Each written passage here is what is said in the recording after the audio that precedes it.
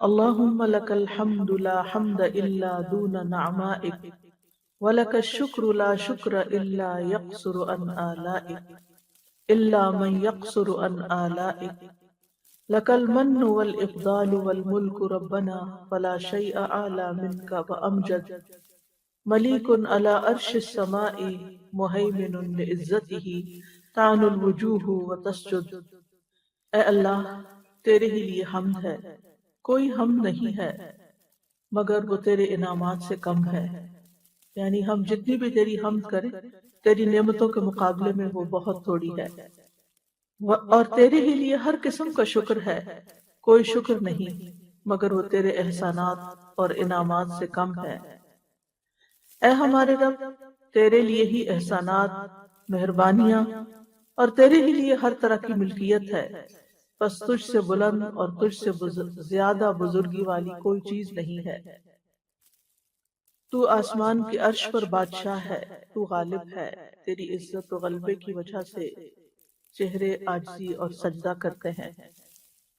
اللہم صلی علی محمد وعلی آل محمد کما صلیت علی ابراہیم وعلی آل ابراہیم انک حمید مجید. اللہم بارک علی محمد وعلی آل محمد کما بارکت علی ابراہیم وعلی آل ابراہیم انک حمید مجید. آج ہم انشاءاللہ صبح سے لے کر شام تک مختلف مواقع کی مناسبت سے جو دعائیں ہم پڑھتے ہیں ان کے بارے میں کچھ بات کریں گے. دعا ہمیشہ عبادت کی نیت سے کی جانی چاہیے کہ ہم اللہ تعالیٰ کی عبادت کر رہے ہیں، ہم اللہ تعالیٰ کا ذکر کر رہے ہیں. اگر انسان اپنی زندگی میں کوئی پریشانی دیکھتا ہے یا اس کی زندگی میں کوئی خوف ہوتا ہے یا کوئی ایسی چیز ہوتی ہے جو اسے تکلیف دیتی ہے، تو جب اس کو دور کرنے کے لیے اپنے رب سے دعا کرتا ہے تو وہ صرف اس تکلیف اور اس پریشانی کو ہی ذہن میں نہ رکھے، بلکہ یعنی جس مقصد کے لیے وہ دعا مانگ رہا ہے، مثلا یا اللہ میرے سر میں درد ہے تو اسے ٹھیک کر دے، تو صرف یہ مقصد نہیں ہونا چاہیے، بلکہ اعلیٰ ترین درجہ کیا ہے کہ میں اللہ سبحانہ تعالیٰ سے اب ایک قرب کا تعلق چاہتی ہوں، اللہ کے قریب ہونا چاہتی ہوں. عبادت کی نیت بھی کرے جو کہ سب سے بلند مقصد ہے، کیونکہ اللہ تعالیٰ نے ہمیں اپنی عبادت کے لیے پیدا کیا ہے. لہٰذا جب ہم دعا کرتے ہیں تو عبادت کی حالت میں ہوتے ہیں، اور اس طرح انسان کو اپنی دعا کے فائدہ مند ہونے کا یقین بھی زیادہ ہوگا. تو جب انسان سارا دن مختلف مواقع کی مناسبت سے دعائیں کرتا چلا جاتا ہے تو اس طرح انسان دراصل اپنے رب کی عبادت میں رہتا ہے. تو اس سلسلے میں عقل مند لوگوں کی جو صفت قرآن مجید میں بتائی گئی ہے وہ کچھ یوں ہے: وہ جو کھڑے اور بیٹھے اور اپنے پہلوؤں پر لیٹے ہوئے اللہ کو یاد کرتے ہیں، اور وہ آسمانوں اور زمین کی تخلیق میں غور و فکر کرتے ہیں اور پکار اٹھتے ہیں اے ہمارے رب، تو نے یہ سب کچھ بے مقصد پیدا نہیں کیا، تو پاک ہے، پس ہمیں آگ کے عذاب سے بچا لے. جیسا کہ آپ جانتے ہیں کہ یہ آیت سورت آل عمران کی آخری آیات میں سے ہے، اور اس میں اللہ سبحانہ تعالیٰ عقل مند لوگوں کی کچھ صفات بیان کر رہے ہیں. عقل مند کون ہوتے ہیں؟ عقل مند وہ ہوتے ہیں جو ہر حال میں اللہ کو یاد کرتے رہتے ہیں، ہر موقع کی مناسبت سے اللہ تعالیٰ سے دعا کرتے ہیں، کیونکہ دعا عبادت کا نچوڑ ہے. دعا عبادت کا سب سے اعلیٰ و افضل حصہ ہے. یعنی ویسے تو ہم جو عبادت کرتے ہیں اسے نماز پڑھتے ہیں، وہ ایک مخصوص شکل ہے عبادت کی، اور اس میں ہم ایک مخصوص حالت میں کچھ دیر کے لیے اللہ تعالیٰ کے حضور حاضر ہوتے ہیں، اور پھر اس کے بعد کیا ہوتا ہے، ہم اپنی جائے نماز طے کر دیتے ہیں اور اٹھ جاتے ہیں، پھر دنیا میں لگ جاتے ہیں. تو کیا اللہ تعالیٰ سے بس اتنی دیر کا تعلق ہونا چاہیے؟ نہیں. عقل مند انسان کا تعلق سب سے بڑی ہستی اللہ رب العزت کے ساتھ ہر لمحے کا تعلق ہوتا ہے. ہر لمحہ اس کے دل میں اپنے رب کی یاد ہوتی ہے، اور جو اپنی دنیا میں بھی وہ مختلف حالات سے گزرتا ہے، کبھی وہ کھڑا ہے، کبھی وہ بیٹھا ہے، کبھی وہ لیٹا ہوا ہے، تو ان تینوں حالتوں میں انسان اپنے رب کو بھولتا نہیں. اللہ کا بندہ ہر حال میں اپنے رب کو یاد کرتا ہے. یعنی کچھ کام ہم کھڑے ہو کر کرتے ہیں، کچھ کام ہم بیٹھ کر کرتے ہیں، اور کبھی ہم آرام کرنے کے لیے لیٹ جاتے ہیں، یا کوئی بیمار ہوتا ہے تو لیٹ جاتا ہے. تو چاہے آپ صحت مند ہو، چاہے آپ بیمار ہو، ہر حال میں اپنے رب کو یاد کرتے رہیں اور اس کو پکارتے رہیں اور اس سے دعا کرتے رہیں. چاہے آپ روزی کمانے کے لیے نکلے ہیں، چاہے آپ کسی کی عیادت کے لیے نکلے ہیں، چاہے آپ گھر کے اندر ہیں، چاہے آپ گھر سے باہر ہیں، بازار میں ہیں، کھا پی رہے ہیں، شادی بیاہ کا موقع ہے، ہر موقع کی مناسبت سے ہمیں دعائیں سکھائی گئی ہیں، اذکار سکھائے گئے ہیں.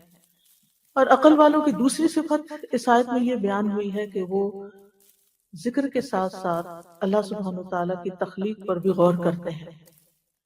کیونکہ اللہ کی تخلیق پر، اللہ کی مخلوق پر، اللہ کی کریشن پر غور و فکر کرنا دراصل انسان کو اللہ کے قریب کرتا ہے، اور اس کے دل میں اللہ سبحانہ وتعالیٰ کی یاد اور زیادہ گہرائی کے ساتھ آتا ہے.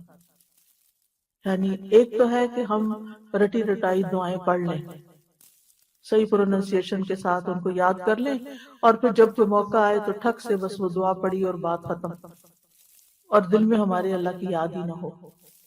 یہ ذکر نہیں ہوتا، یہ قرب نہیں ہوتا.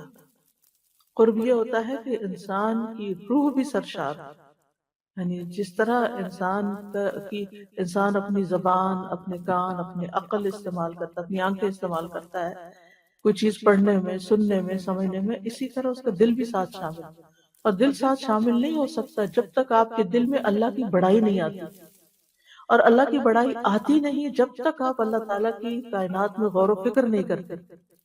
جب آپ غور و فکر کرتے ہیں اور جب آپ کسی نتیجے پہ پہنچتے ہیں تو آپ کی روح سرشار ہو جاتی ہے، آپ کے اندر آپ واقعی کانپ اٹھتے ہیں اللہ تعالیٰ کی عظمت اور بڑائی کے ساتھ.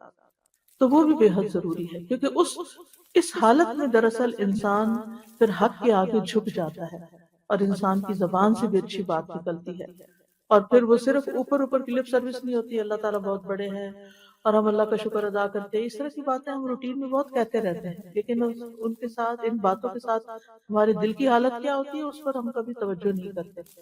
لیکن عقل مند لوگ اللہ سبحانہ تعالیٰ کو دل سے یاد کرتے ہیں اور غور و فکر کرتے ہیں، اور ہر حال میں، ہر موقع کی مناسبت سے وہ اللہ کو یاد کر رہے ہوتے ہیں. مجاہد کہتے ہیں کوئی بندہ اللہ تعالیٰ کو کثرت سے یاد کرنے والا تبھی ہوتا ہے جب وہ اللہ تعالیٰ کو کھڑے، بیٹھے اور لیٹے ہوئے یاد کرتا ہے. ابن قیم رحمہ اللہ کہتے ہیں ذکر وہ مطلوبہ عبادت ہے جس کی کوئی انتہائی حد ہی نہیں، یعنی جس کی کوئی لمٹ نہیں. باقی رمضان 30 روزے ہیں، حج کا مخصوص موسم ہے، زکوٰۃ سال میں 1 دفعہ ہوتی ہے، نماز دن میں 5 دفعہ ہوتی ہے، یہ عبادات ہیں. لیکن ذکر ایک ایسی عبادت ہے کہ جس میں کوئی لمٹ نہیں ہمیں بتائے گی کہ بس اتنی دیر، اتنے گھنٹے، اتنے دن، یہ اتنا وقت کرنا. اور پھر وہ کہتے ہیں کہ اللہ سبحانہ تعالیٰ فرماتے ہیں یا ایھا الذین آمنوا اذکروا اللہ ذکرا کثیرا، کثرت سے اللہ کو یاد کرو. اور کوئی وقت ایسا نہیں کہ جس کے ساتھ یہ عبادت خاص ہو، یعنی کہ صرف صبح کے اتنے وقت یا شام کے اتنے وقت، اور کوئی حالت ایسی نہیں کہ جس میں ذکر نہ کیا جا سکتا ہو. نبی صلی اللہ علیہ وسلم کثرت کے ساتھ اللہ کا ذکر کیا کرتے تھے، اپنے تمام اوقات میں. کان یذکر اللہ علی کل احیانہ، تمام اوقات میں ذکر کرتے. آپ بستر پر لیٹتے تو مسلسل ذکر کرتے رہتے تھے حتیٰ کہ آپ کی یعنی آنکھیں سو جاتی. اور پھر صرف ذکر ہی نہیں ہوتا تھا، غور و فکر بھی ہوتا تھا. اور غور و فکر کی اہمیت کا اندازہ آپ اسے لگا سکتے ہیں کہ صحابہ کرام کی عادت کیسے تھی. ام درداء سے پوچھا گیا کہ ابو درداء کا کیا حال تھا، یعنی ان کی عام عادت کیا تھی. انہوں نے کہا کہ اکثر وہ سوچوں میں غرق رہتے تھے، یعنی غور و فکر کیا کرتے تھے. ان سے پوچھا گیا کہ آپ کا کیا خیال ہے، کیا غور و فکر کرنا اعمال میں سے ایک عمل ہے، یعنی یہ بھی ہمارے اعمال میں شمار ہوگا؟ انہوں نے کہا ہاں، یہ ایک ایسا عمل ہے جس سے یقین حاصل ہوتا ہے. یعنی ایک تو ہے آپ ایمان لے آئے اللہ پر، اس کے رسولوں پر، کتابوں پر، جو آپ کو سکھایا گیا آپ نے سیکھ لیا، آپ نے شروع کر دیا. لیکن ایک یہ ہے کہ ایمان کا بھی ایک انتہائی درجہ ہوتا ہے، ٹاپ کا درجہ ہوتا ہے، اور وہ یقین ہوتا ہے، اور یہ اللہ تعالیٰ کی تخلیق پر غور کرنے سے ہی آتا ہے۔ ابن عون کہتے ہیں کہ غور و فکر کرنے سے غفلت ختم ہوتی ہے اور دل میں خشیت پیدا ہو جاتی ہے، جیسا کہ پانی کاشتکاری کے لیے نباتات اگاتا ہے، اسی طرح جتنا غم دلوں کو چمکاتے ہیں اتنا کوئی اور چیز دلوں کو نہیں چمکاتی، اور جتنا غور و فکر سے دل روشن ہوتے ہیں اتنا کسی اور چیز سے روشن نہیں ہوتے۔ یعنی غم سے انسان کا دل متاثر ہوتا ہے، چمکانے سے مراد یہاں پر پازیٹیو معنوں میں نہیں ہے، لیکن یہ کہ یعنی غم اندھیرا کر دیتے ہیں ایک طرح سے، اور ذکر جو ہے وہ ان میں روشنی پیدا کر دیتا ہے۔ یہ بغوی کا قول ہے۔ حسن بصری کہتے ہیں، یعنی امام بغوی نے اس کو ذکر کیا، قول تو ابن عون کا ہے۔ حسن بصری کہتے ہیں ایک گھڑی غور و فکر کرنا ساری رات کے قیام سے زیادہ بہتر ہے، کیونکہ اس میں انسان اللہ کے قرب کے فاصلے بہت تیزی سے طے کر لیتا ہے۔ تو ربنا ما خلقت ھذا باطلا، انسان اس نتیجے پہ پہنچتا ہے کہ اللہ تعالیٰ نے کائنات میں کوئی بھی چیز بیکار پیدا نہیں کی، چاہے کوئی ایک پتا ہے، ایک مکھی ہے، ایک مچھر ہے، کوئی بھی چیز بے معنی نہیں، بے مقصد نہیں اور عبث نہیں، بلکہ ایک تو انسان کے زمین کو انسان کے رہنے کی جگہ بنایا اور اس کی ضروریات کے لیے چیزیں پیدا کی، اور دوسرا یہ کہ یہ چیزیں بعض اوقات ایسی چیزیں انسان کی توجہ اپنی طرف کھینچ لیتی ہیں کہ جس کے ذریعے جو بنانے والا ہے، جو خالق ہے، جو اللہ الخالق ہے، اس کی عظمت دل میں بیٹھ جاتی ہے۔ سبحانکا، انسان پھر قدرتی طور پہ پکارتا ہے تو پاک ہے اس سے کہ کوئی عبث بیکار کام کرے۔ فقنا عذاب النار، تو ہمیں آگ کے عذاب سے بچا لے، یعنی ہر طرح کی برائیوں سے بچا کے رکھ، تاکہ اور نیک اعمال کی توفیق دے تاکہ ہم جہنم میں جانے سے بچ جائیں۔ تو آج چونکہ ہمارا موضوع متفرق دعائیں ہیں، تو اس میں ہم دیکھتے ہیں کہ صبح سے لے کے شام تک مختلف مواقع پہ ہم کیا کیا پڑھتے ہیں اور ان کے پڑھنے کا کیا حکم ہے اور کیا فائدہ ہے۔ سب سے پہلے تو صبح مثلاً اذان کے ساتھ آپ کی آنکھ کھلتی ہے، سونے جاگنے کے آداب جو ہیں وہ ہم نے پڑھ لیے تھے اور ان کی دعائیں بھی ہم نے پڑھ لی تھی پیچھے، لیکن یہاں اذان سے ہم شروع کریں گے۔ تو اذان کے الفاظ آپ کو معلوم ہیں، اللہ اکبر اللہ اکبر، اشہد ان لا، یعنی دو دفعہ، اور پھر اشہد ان لا الہ الا اللہ دو دفعہ، اللہ اکبر، اور پھر اشہد ان لا الہ الا اللہ دو دفعہ، اور پھر اشہد ان لا الہ الا اللہ، اشہد ان محمد رسول اللہ دو بار، حی علی الصلاۃ دو بار، حی علی الفلاح دو بار، اللہ اکبر دو بار، اور پھر لا الہ الا اللہ۔ ٹھیک ہے۔ ابو سعید خدری کہتے ہیں رسول اللہ صلی اللہ علیہ وسلم نے فرمایا جب تم اذان سنو تو وہی کلمات کہو جو مؤذن کہتا ہے۔ یہ حکم دیا جا رہا ہے، لیکن افسوس یہ کہ بہت سے لوگ مسجد میں آ کر بھی اذان سنتے وقت توجہ نہیں کرتے اور جواب نہیں دیتے، اپنی ہی باتوں میں لگے رہتے ہیں۔ تو یہ ایک ادب کے خلاف بات ہے اور ایک بہت قیمتی موقع گنوا دینے والی بات ہے۔ یعنی آپ کچھ بھی کر رہے ہیں، جب اذان ہونے لگے تو وہیں روک دیں۔ اور دوسری حدیث سے پتہ چلتا ہے کہ حی علی الصلاۃ اور حی علی الفلاح جو ہے اس کا جواب لا حول ولا قوت الا باللہ ہے۔ ابو ہریرہ کہتے ہیں ایک مرتبہ ہم رسول اللہ صلی اللہ علیہ وسلم کے ساتھ وادی کے کسی بالائی حصے میں تھے کہ بلال رضی اللہ عنہ اذان دینے کے لیے کھڑے ہوئے۔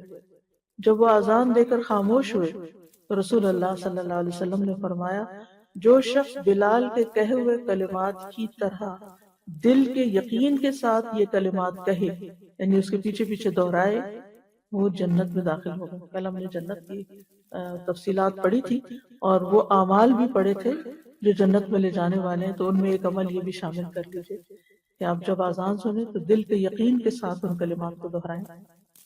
نہیں، کام تو ہاتھوں سے کام نہیں چھوڑنا چاہیے، کام نہیں چھوڑنا، لیکن یہ کہ توجہ ہونی چاہیے اور زبان سے جواب دینا چاہیے دل کے یقین کے ساتھ۔ پھر اسی طرح یہ ہے کہ جب اذان کے بعد پھر دعا پڑھنی چاہیے، ٹھیک ہے۔ اذان کے بعد کی دعاؤں میں پہلی دعا اللہم رب هذه الدعوة التامة والصلاة القائمة آت محمدا الوسیلة والفضیلة وابعثه مقاما محمودا الذی وعدته۔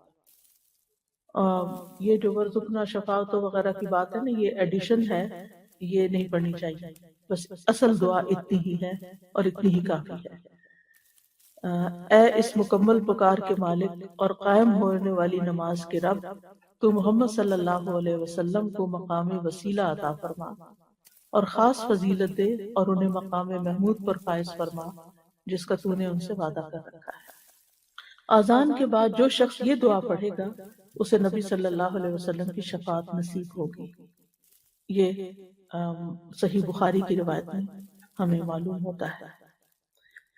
دوسری دعا ہے وَأَنَا أَشْهَدُ أَن لَا إِلَهَ إِلَّا اللَّهُ وَحْدَهُ لَا شَرِيكَ لَهُ وَأَشْهَدُ أَنَّ مُحَمَّدًا عَبْدُهُ وَرَسُولُهُ رَضِيتُ بِاللَّهِ رَبًّا وَبِالْإِسْلَامِ دِينًا وَبِمُحَمَّدٍ نَبِيًّا۔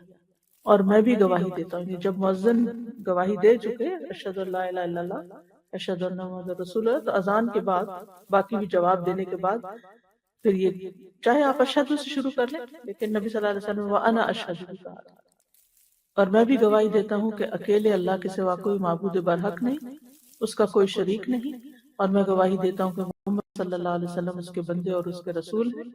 میں اللہ کے رب ہونے پر، اسلام کے دین ہونے پر اور محمد صلی اللہ علیہ وسلم کے نبی ہونے پہ راضی ہوں۔ نبی صلی اللہ علیہ وسلم نے فرمایا جس نے مؤذن کی اذان سن کر یہ الفاظ کہے، یہ جو ابھی آپ کو بتائے گئے ہیں، اس کے گناہ معاف ہو جائیں گے، یعنی یہ گناہوں کی معافی کا ذریعہ بھی ہے۔ تیسری دعا جو ہے اذان کے بعد درود پڑھا جاتا ہے۔ عبداللہ ابن عمرو بن العاص سے روایت ہے، انہوں نے نبی صلی اللہ علیہ وسلم کو فرماتے ہوئے سنا، جب تم مؤذن کو سنو تو اسی طرح کہو جیسے وہ کہتا ہے، پھر مجھ پر درود بھیجو، کیونکہ جو مجھ پر ایک دفعہ درود بھیجتا ہے اللہ اس کے بدلے اس پر 10 رحمتیں نازل فرماتا ہے۔ تو آپ پہلے اللہم رب هذه الدعوت تامہ پڑھ لیں، پھر اشہد ان لا الہ الا اللہ پڑھ لیں، اور پھر اس کے بعد درود پڑھ لیں۔ درود کا چھوٹا ورژن بھی پڑھا جا سکتا ہے، اور اگر یہ ساری چیزیں نہ پڑھ سکے کیونکہ آپ کو کوئی بہت کام میں مصروفیت یا کوئی شخص آپ کا انتظار کر رہا ہے، تو اس میں آپ پھر کوئی ایک چیز بھی پڑھ سکتے ہیں۔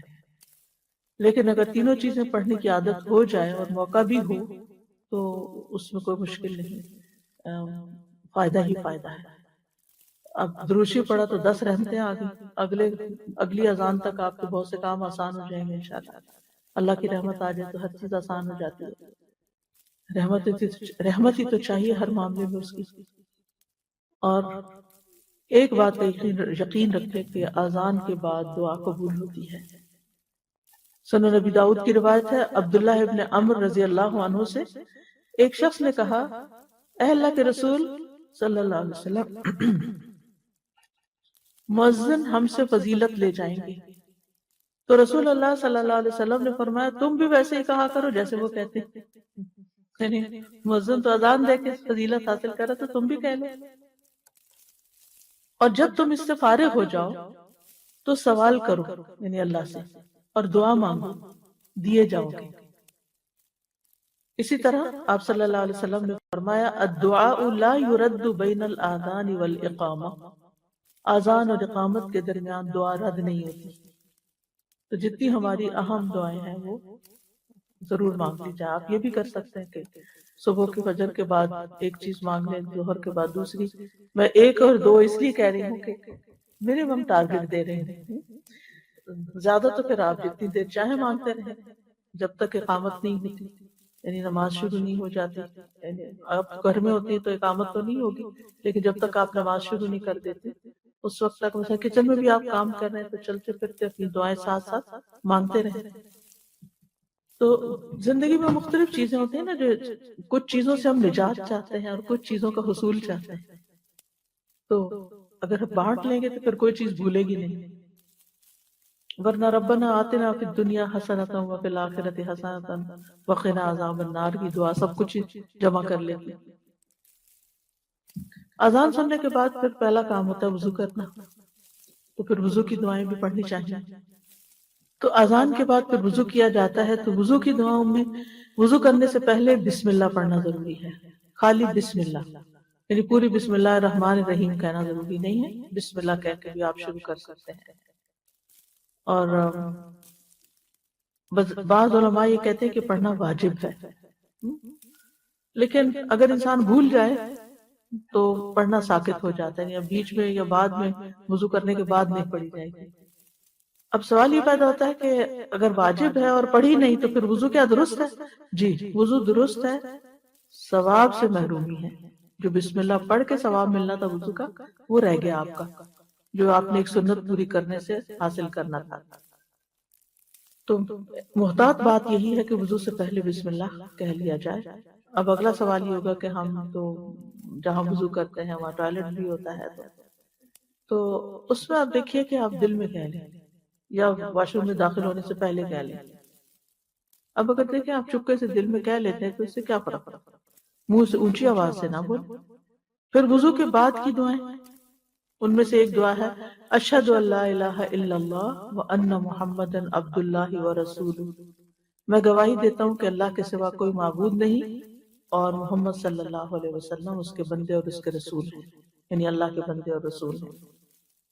عقبہ بن عامر کہتے ہیں ہمارے ذمے اونٹ چرانے کا کام تھا، میری باری آئی تو میں شام کے وقت ان کو چرا کر واپس لایا، تو میں نے رسول اللہ صلی اللہ علیہ وسلم کو اس حال میں پایا کہ آپ کھڑے ہو کر لوگوں کو ارشاد فرما رہے تھے۔